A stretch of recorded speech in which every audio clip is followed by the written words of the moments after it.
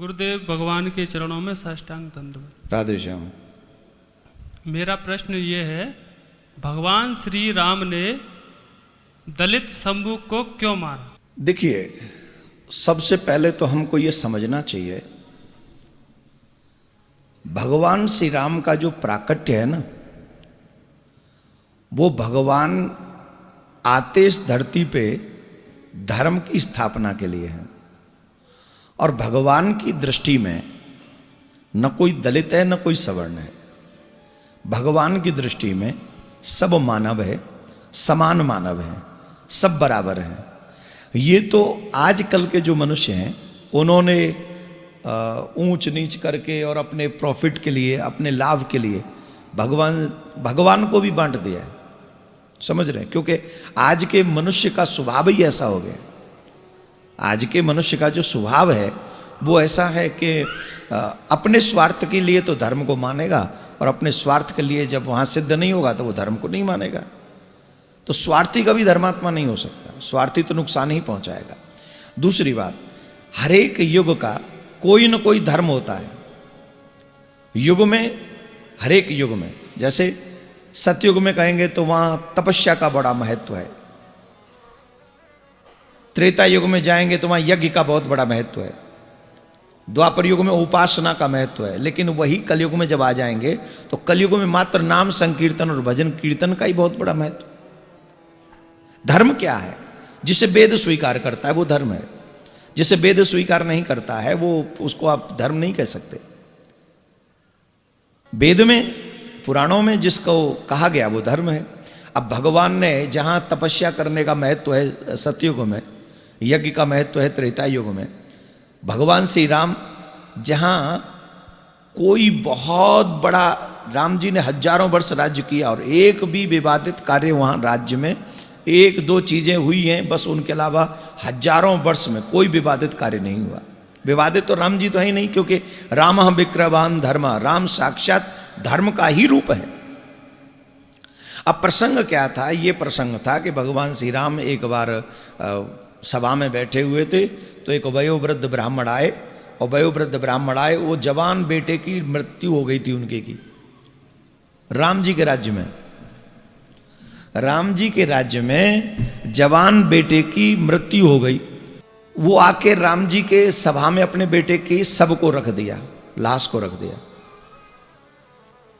बोले जब किसी जवान की मृत्यु होती है ना तो ये राजा का पाप होता है। बताओ, तुम्हारे यहां, तुम्हारे राज्य में या तो तुमसे पाप हुआ है या तुम्हारे राज्य में कोई पाप हुआ है। अब राम जी बोले मेरे से पाप हो ये तो संभव नहीं, और मेरे राज्य में भी कोई पाप नहीं करता, पशु पक्षी भी पाप नहीं करते, फिर ऐसा क्या हो गया? तो राम जी ने तमाम ऋषियों की, जिनमें से देवर्षि नारद भी थे, तमाम ऋषियों की मीटिंग बुलाई।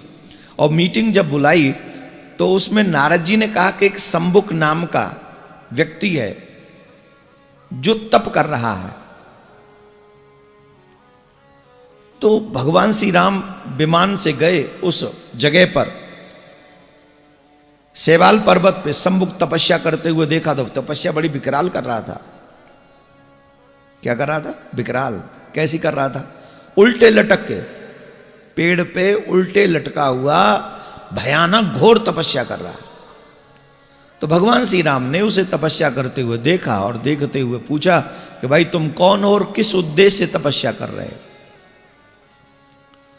तो उसने कहा कि मैं आपसे मिथ्या भाषण नहीं करूंगा, मैं एक शूद्र हूं, मेरा नाम शंभुक है, और मैं सशरीर स्वर्ग जाना चाहता हूं,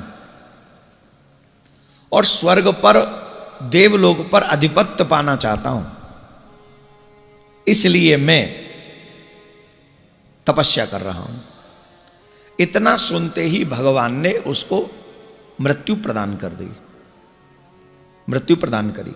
क्यों प्रदान करी? वो क्या चाहते हैं?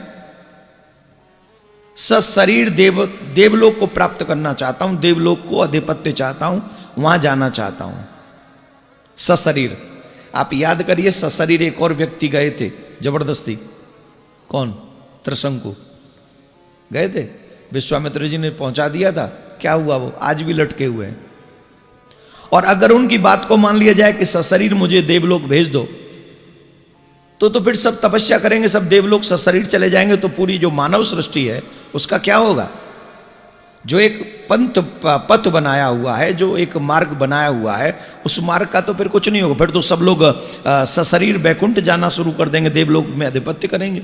तपस्या करो, सशरीर चले जाओ, तो प्रकृति नष्ट हो जाएगी, संसार का नियमावली नष्ट हो जाएगा भगवान के द्वारा बनाया हुआ। भगवान, यही तो धर्म है ना। सृष्टि का धर्म क्या है? आओ, जियो, समाप्त हो जाओ और आत्मा से जाओ। और वो शरीर, तो ये धर्म है क्या? धर्म है, आप बताइए। सशरीर जाना ये धर्म है क्या? धर्म है। प्रकृति के नियम को तोड़ना है कि नहीं? जोर से बोलो। अधर्म है। अधर्म है ना। तो जब ये अधर्म है, और भगवान किसके लिए आते हैं? धर्म के लिए, धर्म की स्थापना के लिए। रावण तो ब्राह्मण था, चलो मान लिया कि आपने कह दिया कि दलित को क्यों मारा, शूद्र को क्यों मारा।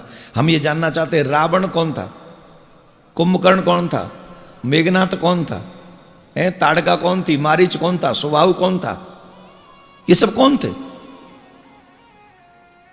अरे भाई, अगर तुम धर्म के विपरीत आचरण करोगे तो तुम्हें धर्मो हतो हंति धर्मो रक्षति रक्षितः। तुम धर्म की हत्या करोगे तो धर्म तुम्हारी हत्या किसी न किसी रूप में करेगा ही। और ये भगवान की जिम्मेदारी है कि धर्म की स्थापना की जाए। सशरीर चले जाएंगे तो प्रकृति की जो नियमावली है वो नष्ट हो जाएगी, और एक करेगा तो उसे देखकर और 10 लोग तैयार हो जाएंगे।